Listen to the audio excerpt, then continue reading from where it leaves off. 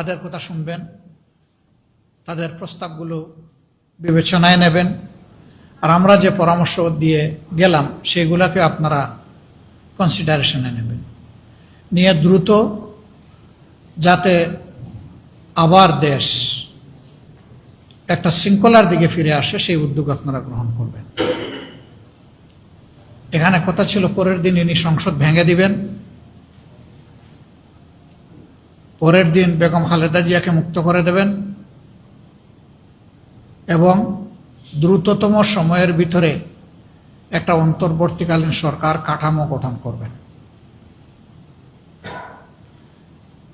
8 তারিখ পর্যন্ত এগুলা হয়েছে। বাংলাদেশে 5, 6, 7, 8 এই 4 দিন কার্যত কোনো সরকার ব্যবস্থাপনা ছিল না। আইন শৃঙ্খলা রক্ষাকারী বাহিনী ছিল না।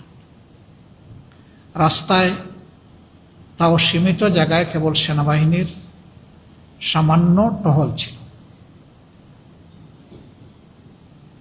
দুনিয়ায় বহু জায়গায় এই ধরনের ঘটনার প্রেক্ষিতে সরকার কোথাও পালিয়ে গেছে, কোথাও জনতার হাতে ধরা পড়েছে, ক্ষমতা থেকে নিক্ষেপ করা হয়েছে, ছুড়ে ফেলা হয়েছে। সেই সমস্ত জায়গায় বহু কাণ্ড কারখানা ঘটেছে। বিপ্লব এবং অভ্যুত্থান পরবর্তী সময়ে ব্যাপক জীবনহানি হয়েছে, বিভিন্ন ধরনের আনরেস্ট তৈরি হয়েছে। বাংলাদেশ তার ব্যতিক্রম। আমরা সে রাতেই 5 তারিখ রাতেই জাতিকে আহ্বান জানিয়েছিলাম ধৈর্য ধরার জন্য, শান্ত থাকার জন্য, এবং বাংলাদেশকে ভালোবাসা এই নাগরিকগুলো যাতে আইন শৃঙ্খলা ফিরিয়ে আনার ক্ষেত্রে ভূমিকা পালন করেন, স্বপ্রণোদিত হয়, আমরা আহ্বান জানিয়েছিলাম। আলহামদুলিল্লাহ, বাংলাদেশ নতুন ইতিহাস সৃষ্টি করেছে, যে এরপরে বড় ধরনের কোনো ব্যত্যয় ঘটেনি। যা হয়েছে খুবই মিনিমাম, সেটা আমরা যে সমর্থন করি তা না, কিন্তু আমাদের সমর্থনে কিছু আসে যায়। যারা করেছে তারা কেউ আমাদেরকে জিজ্ঞেস করে এগুলা করে, তবে এইগুলাকে সামাজিকভাবে কেউ প্রশ্রয় দেয় নাই, যার কারণে খুব দ্রুত সময় এগুলো বন্ধ হয়ে গেছে, খুব মিনিমাম। এরপরে আপনারা দেখেছেন এই সরকার দায়িত্ব নেওয়ার পরে 6টা কমিশন গঠন করেছিল সংস্কারের উদ্দেশ্যে। এই 6 কমিশন যথারীতি সরকারের কাছে তাদের রিপোর্ট পেশ করে নির্দিষ্ট সময়সীমার ভিতরে। তারপরে সরকার যেই সংবিধান ব্যবহার করে, সংবিধানের কথা বলে জনগণের উপর দফায় দফায় ফেসিবাদ চাপানো হয়েছিল, বিশেষ করে বিগত 15.5 বছরের দুঃসহ যন্ত্রণা, যার ছাতাকলে শুধু বিচার বহির্ভূত 2663 জন মানুষকে খুন করা হয়েছে। গুমের সংখ্যা ছিল 10,000-এর ঊর্ধ্বে, স্বল্প, মধ্য এবং দীর্ঘমেয়াদী। এখনো ফিরে আসেননি আপনজনের কাছে এই সংখ্যাটা 250-এর ঊর্ধ্বে। তাদের কোনো হদিস নেই, তাদের আপনজনরা জানে না তারা কোথায় আছে। আয়নাগর নামক কুখ্যাত ডিটেনশন সেন্টার তৈরি করা হয়েছিল, তার একটা প্রোটোটাইপ জুলাই মিউজিয়ামে স্থান পেয়েছে। সেখানে গেলে ওটা দেখা যাবে। আয়নাগরে যারা ছিলেন তারা ভিজিট করে সাক্ষী দিয়েছেন যে ওরকমই তারা ছিলেন। আনথিঙ্কেবল, ভাবা যায় না, কবরের মতো একটা জায়গায় বের হওয়ার কোনো উপায় নেই, আলো বাতাস নেই। দিন রাত, সপ্তাহ, মাস, বৎসর গড়িয়ে কেউ 8.5-9 বৎসর পর্যন্ত ওখানে থাকতে বাধ্য করা হয়েছে। এবং তাদের আপনজনরা জানতেন না যে তারা জীবিত না মৃত, তারা কোথায় আছে। এই সংস্কৃতির জন্ম হয়েছে সংবিধানের দোহাই দিয়ে। এই জন্য অতি গুরুত্বপূর্ণ হয়ে পড়েছিল সাংবিধানিক বা সংবিধানের যে কাঠামোগুলো এই ফেসিবাদকে সমর্থন দিয়েছে, সুযোগ তৈরি করে দিয়েছে ব্যবহার করা, তার একটা বড় ধরনের সংস্কার সাধন করা। যখন সংস্কার কমিশন গঠন করা হলো কনসেনসাসের জন্য, তখন এখানে বাংলাদেশের গুরুত্বপূর্ণ সকল রাজনৈতিক দল অংশগ্রহণ করেছেন। আমরা ছোট বড় বলে কাউকে দেখি না, আমরা বলবো সম্মানের সাথে গুরুত্বপূর্ণ সকল রাজনৈতিক দল। সেখানে দিনের পর দিন, সপ্তাহের পর সপ্তাহ, মাসের পর মাস সেখানে আলোচনা হয়েছে এবং সেই আলোচনার লাইভ কাস্ট আপনারাই করেছেন। মিডিয়ার সুবাদে সারা দেশবাসী এগুলো জানতে পেরেছে, কে কি ভূমিকা রেখেছেন, কে কি কথা বলেছেন, সবগুলা জনগণের কাছে আছে। শেষ পর্যন্ত তার কনক্লুশনে এসে একটা সনদ তৈরি হলো। এই সনদে গুরুত্বপূর্ণ সকল দলই স্বাক্ষর করলো, আজকের বিরোধী দলে যারা আমরা আছি এবং সরকারি দলে যারা আছে। এখানে সবাই আমরা সিগনেটরি ছিলাম। নির্বাচন সংক্রান্ত বিষয়ে একটা প্রেসিডেন্সিয়াল অর্ডারের মাধ্যমে সংসদ নির্বাচনের পাশাপাশি গণভোটেরও নির্দেশ দেওয়া হলো। এই নির্দেশটাও সরকারি দল বিরোধী দল আমরা সবাই গ্রহণ করলাম। তবে আমাদের দাবি ছিল গণভোটটা আগে অনুষ্ঠিত হবে, তারপরে হবে সংসদ নির্বাচন। বর্তমান সরকারি দলের দাবি ছিল না, একই দিনে দুইটা অনুষ্ঠিত হবে।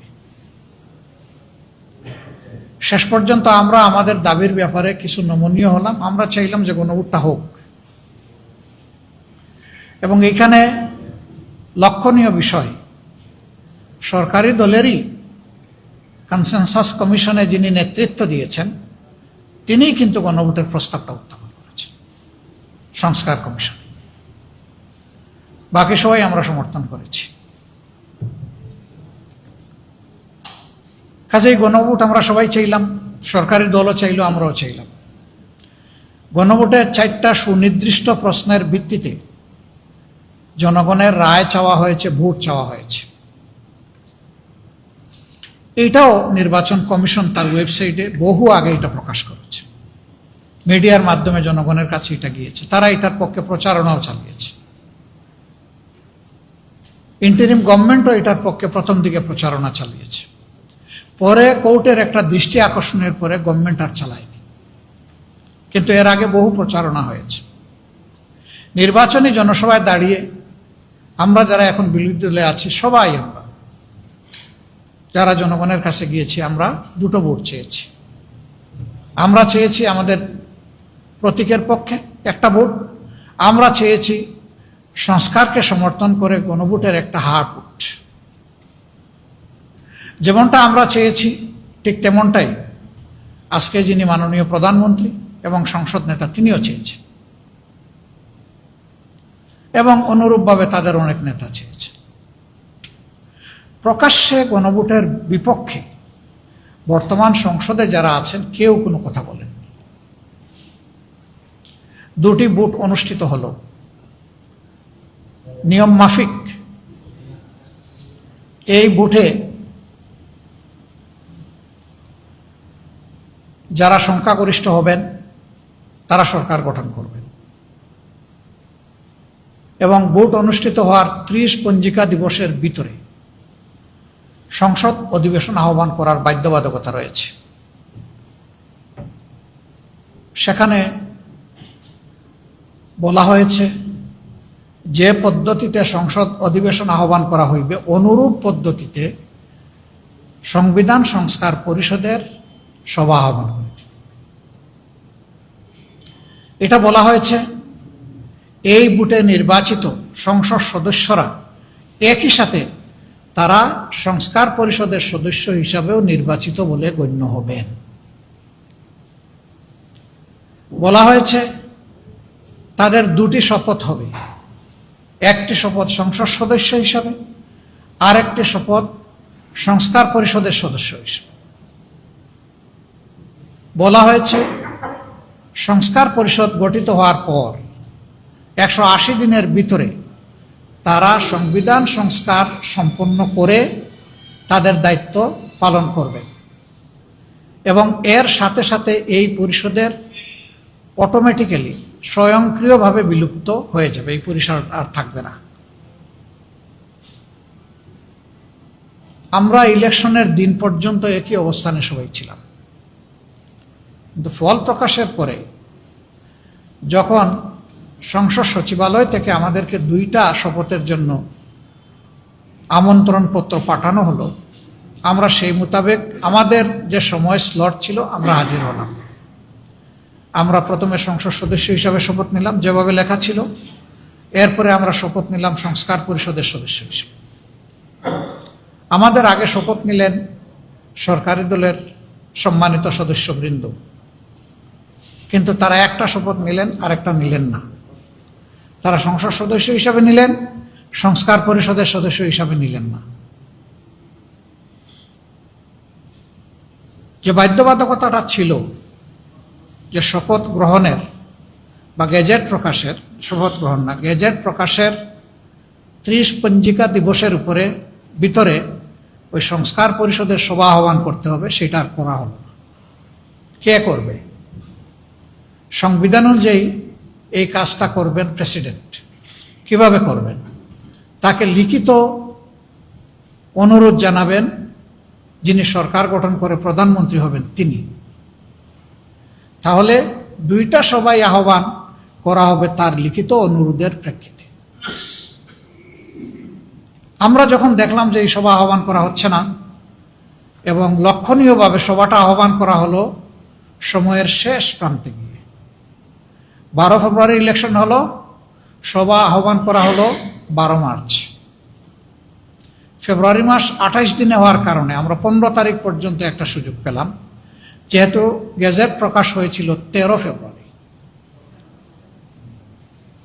আমরা সেদিনেই যখন দেখলাম যে জনগণের রায় অগ্রাহ্য হয়ে যাচ্ছে, বিবেচনায় নেওয়া হয়নি, তখন আমরা পয়েন্ট অফ অর্ডারে আমি বিরোধী দলের দায়িত্বশীল নেতা হিসেবে দাঁড়িয়ে কথা বলেছি। আমি সুযোগ চেয়েছি, মাননীয় স্পিকার আমাকে সুযোগ দিয়েছে। বিষয়টা উত্থাপন করার পরে আমরা আমাদের উদ্বেগের কথা, আমাদের দাবির কথা জানানোর পরে মাননীয় স্পিকার আমাদেরকে নোটিশ দিতে বলেন। আমরা সেই নোটিশটি দেই 3য় কর্মদিবসে, অর্থাৎ 29 তারিখ। এবং সেই নোটিশ সেদিন মাননীয় স্পিকার মহোদয় ছিলেন না, তার স্ত্রীর বিয়োগজনিত কারণে, ইন্তেকালজনিত কারণে ডেপুটি স্পিকার মহোদয় তিনি স্পিকারের দায়িত্ব পালন করেছেন। তিনি এই নোটিশটি আমলে নেন, বিভিন্ন বাধার মুখেও। আমলে নিয়ে আলোচনার জন্য ধার্য করা হয় 31 তারিখ, দিবসের শেষ আলোচ্য বিষয় হিসাবে 2 ঘন্টার জন্য এ বিষয়ের উপরে আলোচনা হবে। এ দিনটি ছিল গতকাল। আমরা আলোচনায় সূত্রপাত করেছি, যেহেতু নোটিশটা আমাদের মাননীয় স্পিকার প্রথমে আমার সময় দিয়েছেন, আমি বিষয়টা শুধু উত্থাপন করেছি, মূল বিষয়ে আমি ঢুকিনি। এরপরে আমাদের অনুরোধে তিনি সময় সমানই দিয়েছেন। আমাদের পক্ষে যারা কথা বলার তারা তাদের যুক্তি কথাগুলো তুলে ধরেছেন, সরকারি দলও তুলে ধরেছে। সরকারি দলের পক্ষ থেকে অসঙ্গত কিছু কথা এসেছে, তার প্রতিবাদ আমাদের যারা কথা বলেছেন তারা করেছেন। আর কিছু জিনিসের প্রতিবাদ আমরা করতে পারি, কারণ শেষ বক্তা ছিলেন সরকারি দল থেকে মাননীয় আইনমন্ত্রী। তিনি একটা ভুল তথ্য দিয়ে জাতির সামনে কথা বলেছেন। এটি ছিল এর আগে স্বরাষ্ট্রমন্ত্রী জনাব সালাউদ্দিন আহমদ তিনি বক্তব্য রেখেছেন। তার বক্তব্যে অনেক কথাই তিনি বলেছেন, কিছু কথা আমরা জবাব দিয়েছি। আর একটা প্রস্তাব তিনি দিয়েছিলেন। তিনি প্রস্তাব দিয়েছিলেন যে ওনারা জুলাই সনদ অক্ষরে অক্ষরে বাস্তবায়ন করবেন। এটা হবে একটা বিশেষ কমিটি গঠনের মাধ্যমে, সংসদীয় বিশেষ কমিটি, সংবিধান সংশোধনের উদ্দেশ্যে। আমরা বলেছিলাম যে জনগণের কাছে যে গণভোটের জন্য রায় চাওয়া হয়েছে, সেখানে সংবিধান সংশোধনের জন্য রায় চাওয়া হয়নি। রায়টা চাওয়া হয়েছে সংবিধান সংস্কারের জন্য। জনগণ যে রায়টা দিয়েছে আমরা ওইটার পক্ষেই দাঁড়িয়েছি। কাজেই এখানে সংবিধান সংশোধন সংক্রান্ত কোনো কমিটি এখানে অপ্রাসঙ্গিক।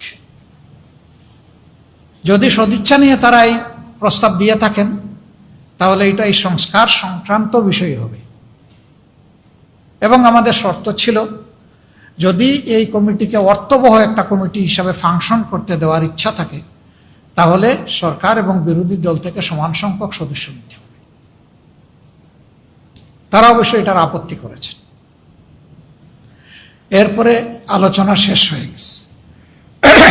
আইনমন্ত্রী দাঁড়িয়ে বলেছেন যে আমি তাদের প্রস্তাবে আংশিক রাজি হয়েছি, অর্থাৎ আমি সংবিধান সংশোধন সংক্রান্ত যে কমিটির প্রস্তাব দেওয়া হয়েছে এটা আমি মেনে নিয়েছি।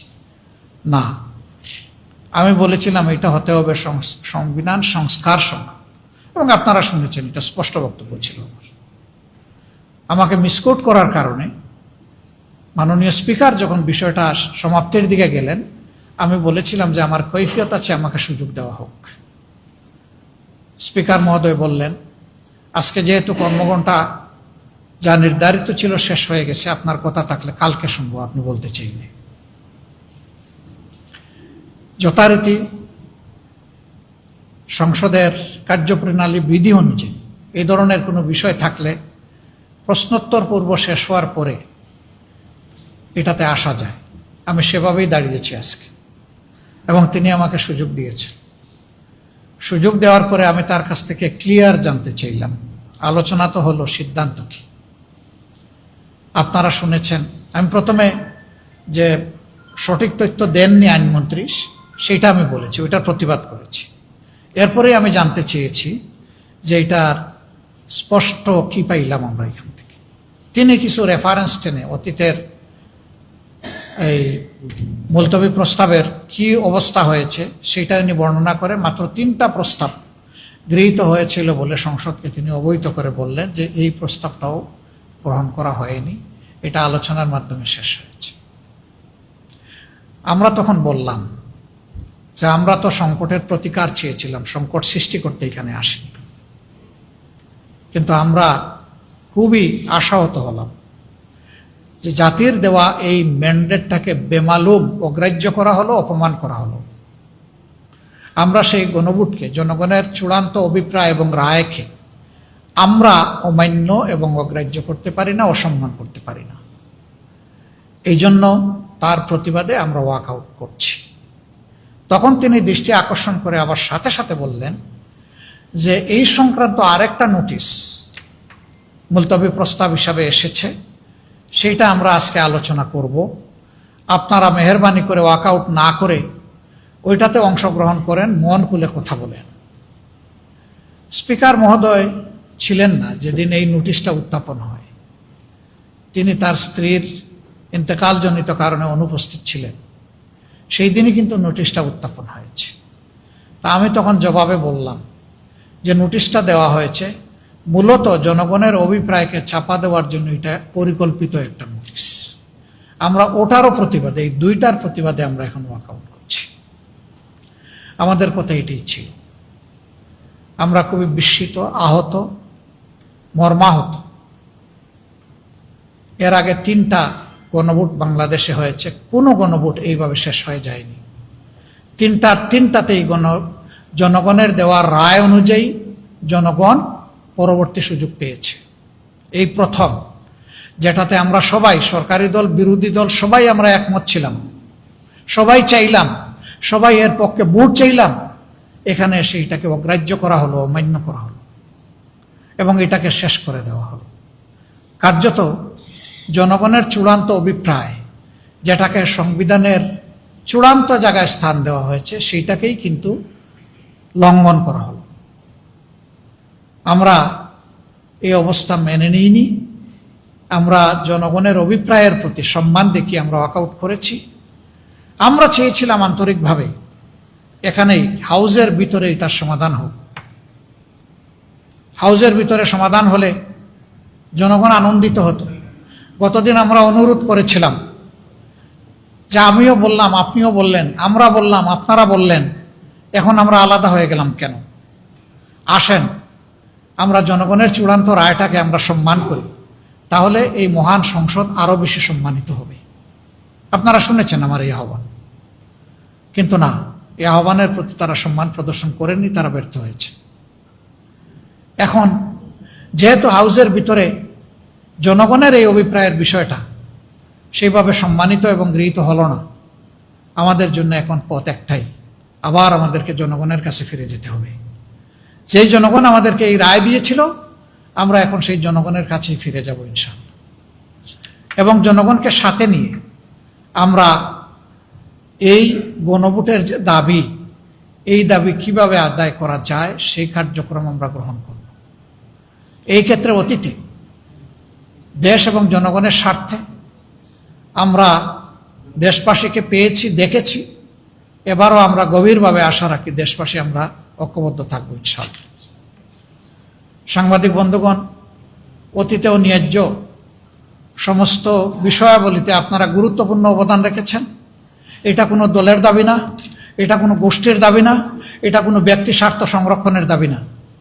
এটা ছিল মূলত যে সমস্ত সাংবিধানিক কথা বলে, সংবিধানের দোহাই দিয়ে জনগণের উপরে দুর্নীতি এবং দুঃশাসনের বোঝা চাপিয়ে দেওয়া হয়, ওই জায়গাগুলো আমরা চেয়েছিলাম বন্ধ হোক।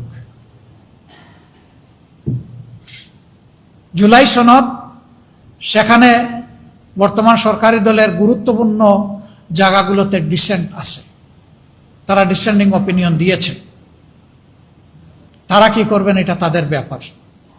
কিন্তু জনগণের সংস্কারের আকাঙ্ক্ষা, দেশের রাজনৈতিক চরিত্রের পরিবর্তনের এই আকাঙ্ক্ষা, এই আকাঙ্ক্ষাটাকে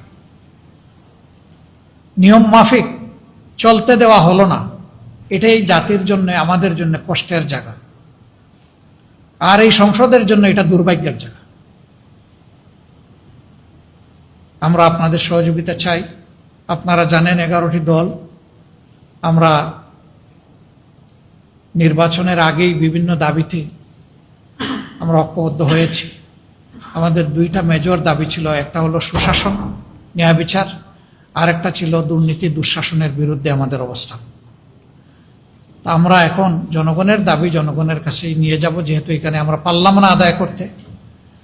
আমরা ইনশাআল্লাহ জনগণকে সাথে নিয়ে পরবর্তী পদক্ষেপ নেব। আপনারা সঙ্গে থাকবেন। আপনাদেরকে অসংখ্য ধন্যবাদ আজকে কষ্ট করে এখানে থাকার জন্য, আমাদেরকে কভার করার জন্য, আমাদেরকে শোনার জন্য।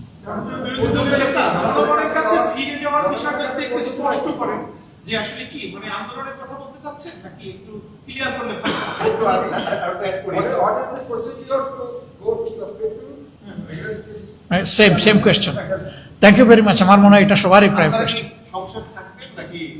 না না, আমরা সংসদে থাকবো না এটা বলি নাই, আমরা সংসদ থেকে ওয়াক আউট করেছি, আমরা সংসদকে গিভ আপ করি নাই, আমরা তো সংসদের অংশ। আপনারা দেখবেন কালকে, আবার ওই পরশু কালকে বলছিলাম না যে রাত পোহালে আপনারা দেখবেন, আজকেও বলতেছি রাত পোহালে দেখবেন ইনশাআল্লাহ। কালকে আমাদের ভূমিকা কি হয়। আমরা তো সংসদ সদস্য, জাতির দেওয়া এই দায়িত্ব তো আমাদেরকে পালন করতে হবে। আমরা তো জাতির দেওয়া এই দায়িত্বকে আমরা অবহেলা করতে পারি না।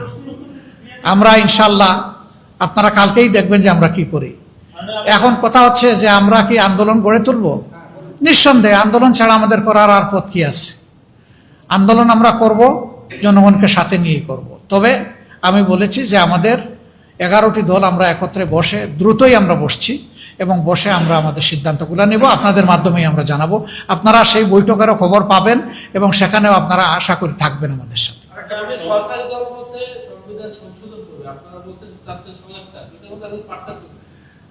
আচ্ছা, সংস্কার আর সংবিধান সংশোধন যদি একই জিনিস হইতো তাইলে কি কোনো ডিভিশন এখানে হতো?